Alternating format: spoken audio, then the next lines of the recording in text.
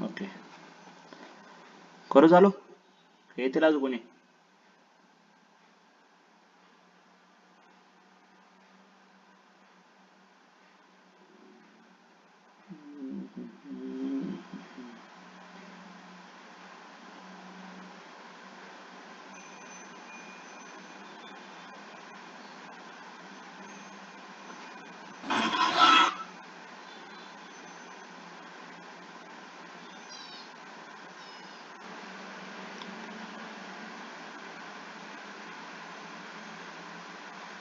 खरं चालू. करायचं चालू. हा, 7 जण झालेत, अजून येऊन द्यायचे का वाट बघायची का करायचं? 2 मिनिटं बघ, नाही तर वाट नाही का. हम्म. चलिए बघू. सुरू करते हैं. काय नाही, स्विंग ट्रेडिंगचा सेटअप सांगतोय पहिल्यांदा, आणि तुम्हाला बाईंग प्रेशर काय असतो, सेलिंग प्रेशर काय असतो हे पहिल्यांदा सांगतो. हे कॅन्डल कशी बनते, की ऍक्च्युअली तेच लॉजिक आहे. तुमचे कॅन्डलस्टिक पॅटर्न वगैरे असतात ना, ते त्याच्यातनंच बनतात. मेन म्हणजे तुम्हाला जर एकदा कॅन्डलचं लॉजिक जर समजलं तर कॅन्डलस्टिक पूर्ण समजून जाईल पूर्णपणे. ओके, प्राइस ऍक्शनचं तुम्हाला सपोर्ट रेजिस्टन्स ड्रॉ कसे करायचे हे पण बेसिक शिकवतो, त्याचं म्हणजे लॉजिक शिकवतो त्याच्यामधलं. आणि नंतर बाकीचं तुम्हाला हे तर माहिती आहे, शेअर बाय कसे करायचे, सेल कसे करायचे हे तर कॉमन आहे, एवढं काय नाही. आणि इंडिकेटर कोणते कोणते यूज करतो आपण ते एक. त्याच्यानंतर 176 स्टॉक आलेत, म्हणजे याचं काहीतरी आपलं चुकलं, एक कोणता तरी क्रायटेरिया फुलफिल नाही झाला. एकच मिनिट सांगतो मी. डेप टू इक्विटी रेशो 0.5 टाकले. चालतं नो प्रॉब्लेम. तुमच्या याच्यानुसार तुम्ही सेटअप करू शकता. मी याच्या आधी ऑलरेडी स्कॅनर बनवले, तो एक डेमो पण दाखवतो. याच्यात माझा एक फिल्टर राहिला आहे, आय थिंक माझ्या लक्षात येईना तो कोणता राहिलाय. हे बघा, सगळा तो स्कॅनर मी ऑलरेडी पाठवलाय. ओके, हां ओके, एकच मिनिट. हे बघा, open greater than equal to, sorry पहिला ओपन आहे. ओके, हे सगळा फिल्टर मी ऑलरेडी तुम्हाला टाकून दिलाय ऑलरेडी. हा जो बनवला होता ना पूर्ण, हे जरा लॉजिक लावून बनवला होता, त्यामुळे हे पूर्ण टाकलं त्याच्यामध्ये. कुठे गेले?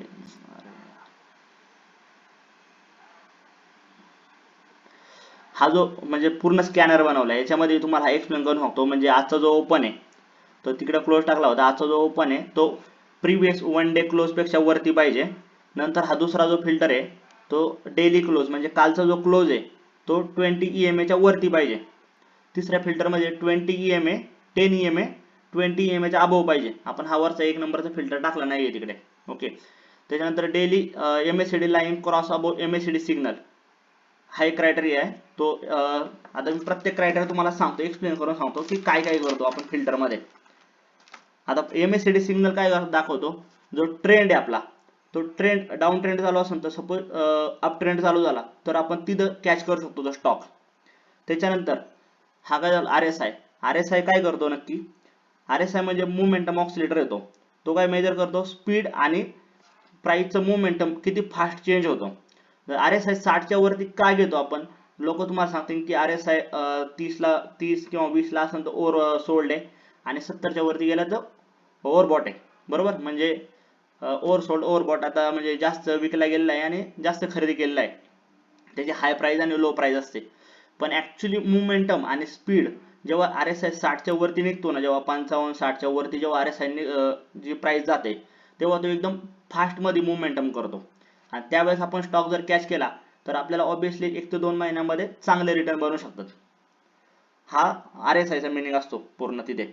त्याच्यानंतर RSI नंतर मार्केट कॅप आपण 2000 करोड का टाकलेली आहे, तर त्याचा पण मिनिंग आहे. जर तुम्ही मार्केट कॅप 1000 करोड किंवा 50 करोड किंवा एक मिनिमम 500 करोडच्या जर आतमध्ये आले तर तिथं पंपिंग डम्पिंग होऊ शकतं. पंपिंग डम्पिंग याचा अर्थ काय आहे की शेअरची प्राइस फ्लक्च्युएट करू शकतात. सपोज शुभम सर आहे, त्यांच्याकडे समजा एक 20 ते 25 करोड रुपये आहेत, आणि जर त्या स्टॉकची म्हणजे मार्केट कॅप जर 20-25 करोड जर असेल तर ते इझिली पंपिंग डम्पिंग करू शकतात.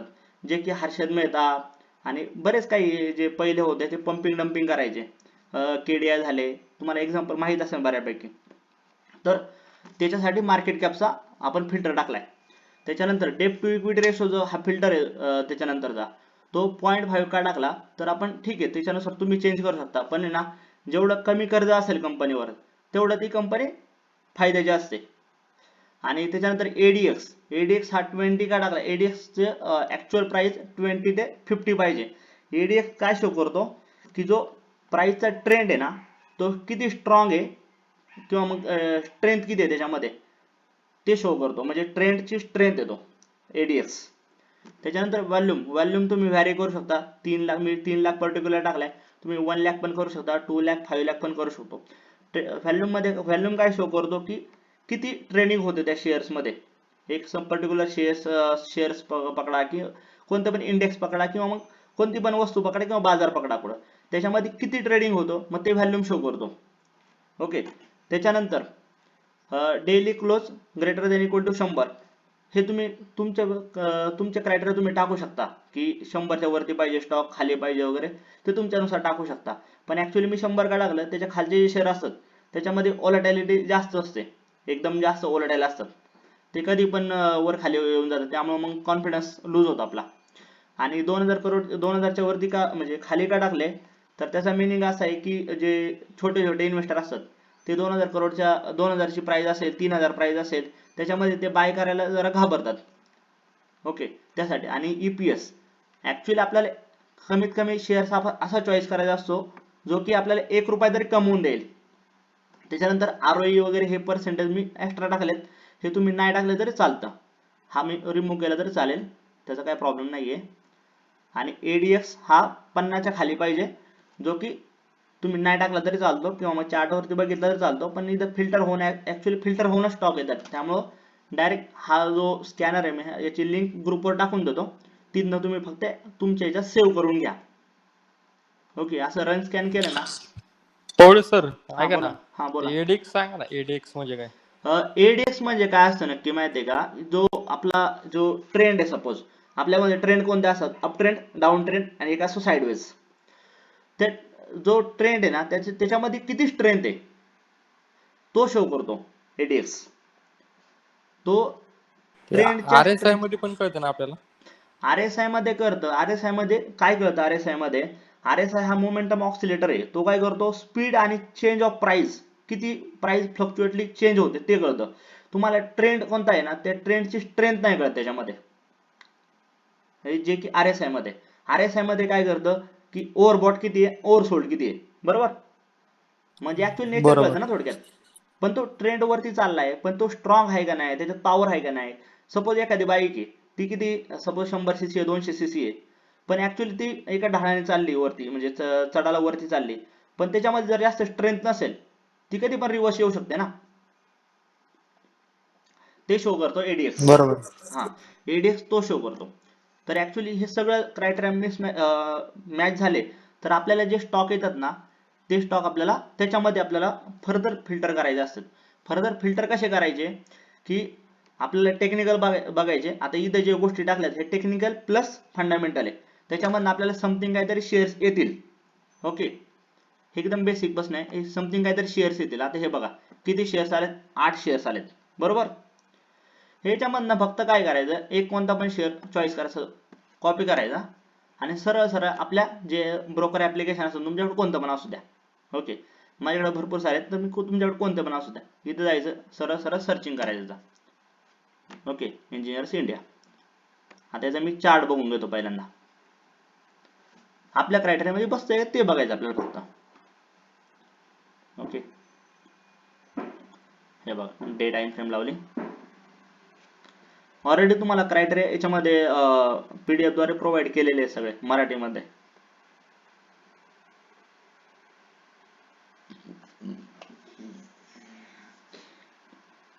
हे धन मध्ये पण एका क्लिक वरती होते का? हो.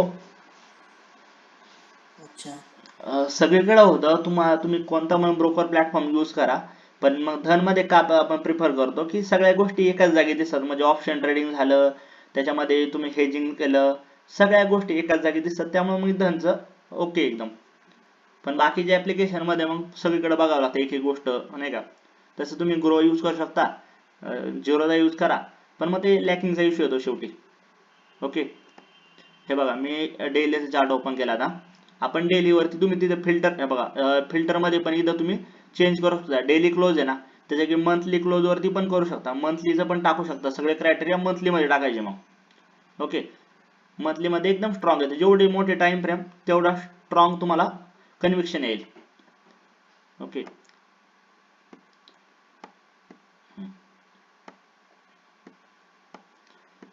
इकडे तर आपल्याला स्टॉक फिल्टर होऊन आले.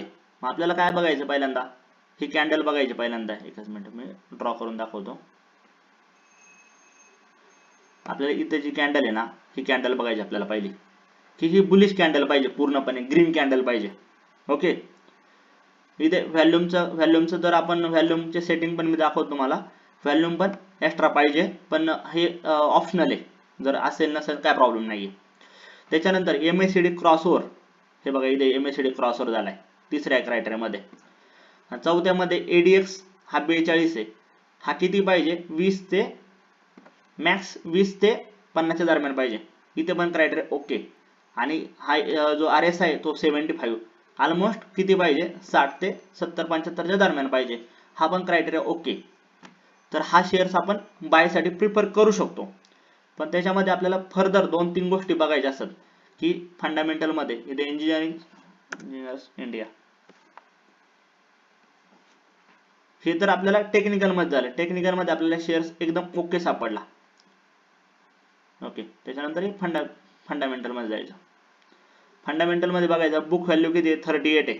बरोबर, 38. ऍक्च्युअली बुक व्हॅल्यू काय असते, की जी ऍक्च्युअल व्हॅल्यू म्हणजे एखादी कंपनी असेल, सपोज कोणती पण ऑर्गनायझेशन असेल, तर तिच्यामध्ये कर्ज किती आहे, कंपनीची ऍक्च्युअल जेवढी व्हॅल्युएशन आहे, मार्केट कॅप आहे, त्याच्यामधनं त्यांचं प्रॉफिट वगैरे सगळं पकडून जर जी कर्ज आणि जे लोन्स वगैरे असतात ना, ते सगळं जाऊन जर कंपनी फ्रॉड जरी घोषित झाली तरी किती रिटर्न येऊ शकतात पैसे, तर ती असते ऍक्च्युअली बुक व्हॅल्यू, म्हणजे ऍक्च्युअल त्या कंपनीची व्हॅल्यू असते बुक व्हॅल्यू.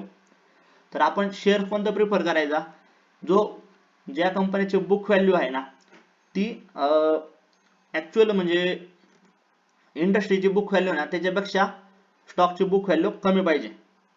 सॉरी एकच मिनिट. सॉरी, जी ऍक्च्युअल स्टॉकची प्राइस आहे ना, ती बुक व्हॅल्यू पेक्षा कमी पाहिजे. हॅलो,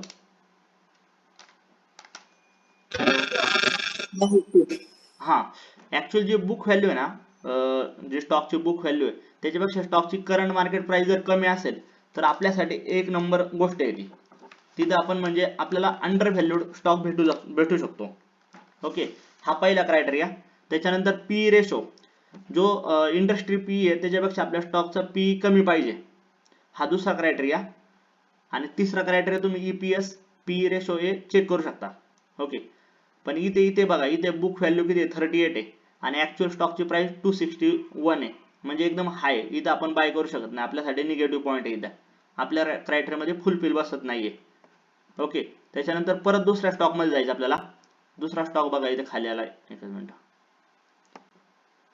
आपल्याला कमीत कमी 6 ते 7 स्टॉक आहे, आपल्याला 15 ते 20 मिनिटं मॅक्स लागतात जर सर्चिंग करायचं म्हटलं तर. हे बघा, रेडिंग्टन, कंट्रोल C, रेडिंग्टन,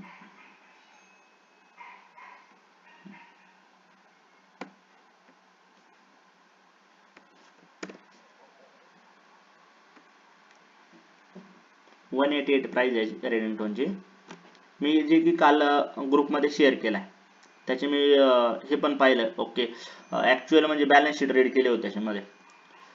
आता याच्यामध्ये बुक व्हॅल्यू किती, 88 आहे आणि स्टॉक जवळपास 188 ला भेटतोय, म्हणजे डबल व्हॅल्युएशनला जवळपास भेटतोय. पण याच्यामध्ये पी रेशो हा 11 आहे आणि याचा इंडस्ट्री पी जेव्हा मी चेक केला होता, जे की ग्रो मध्ये जाऊन चेक केला होता, इकडे तो दिसत नाहीये.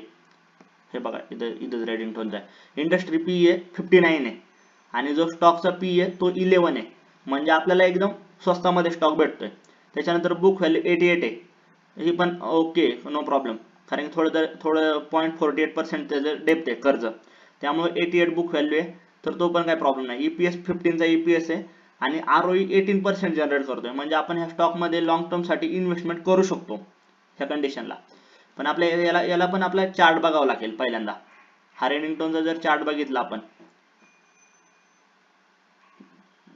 फुल स्क्रीन,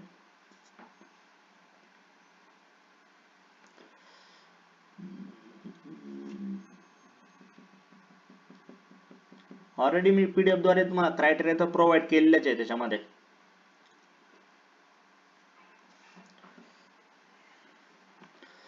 हे बघा डेचा चार्ट ओपन झालाय.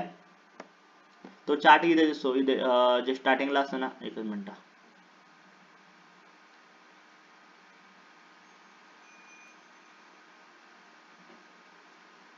ओके, इथे जे स्टार्टिंगला आहे 15 मिनिटं 30 मिनिटं 1 डे, तर ते डेचा चार्ट ओपन आहे. तसं बऱ्याच लोकांना माहित असेल की चार्ट कसा म्हणजे टाइम फ्रेम कशी लावायची.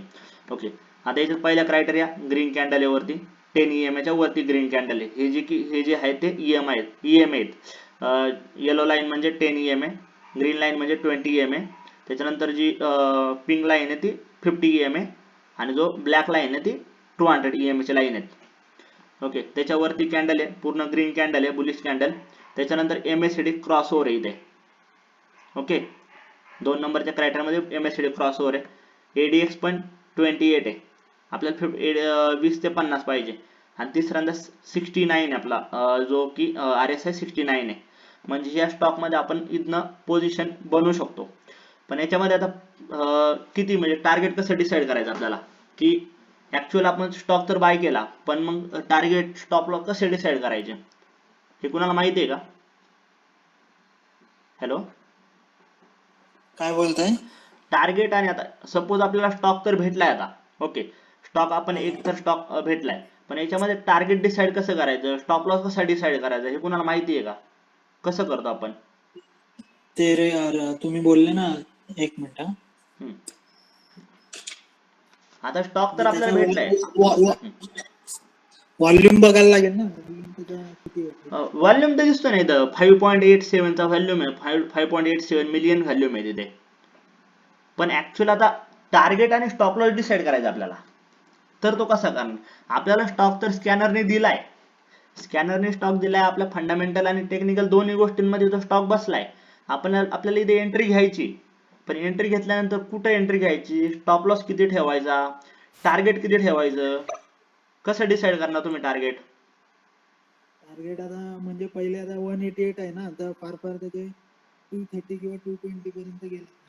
म्हणजे कसं तुम्ही रॅन्डमली चूज केले, कसं केलं मग ते टार्गेट? आता हे रॅन्डमलीच मी चूज करतो. नाही, रॅन्डमली चूज पिवट करून मग तुम्हाला कसं कळणार की हा प्राइस इथपर्यंत जाऊ शकतं? शुभम सर, तुम्हाला माहिती आहे का? रेजिस्टन्स वगैरे लावायचं पिवट चार्ट.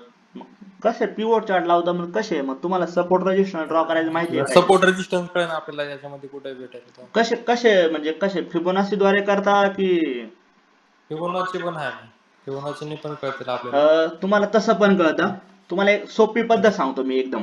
ओके, सरळ सरळ असा चार्ट ओपन करून घ्यायचा. एकच मिनिट, मला टूल अनेबल करू द्या. एक मिनिट, डिसेबल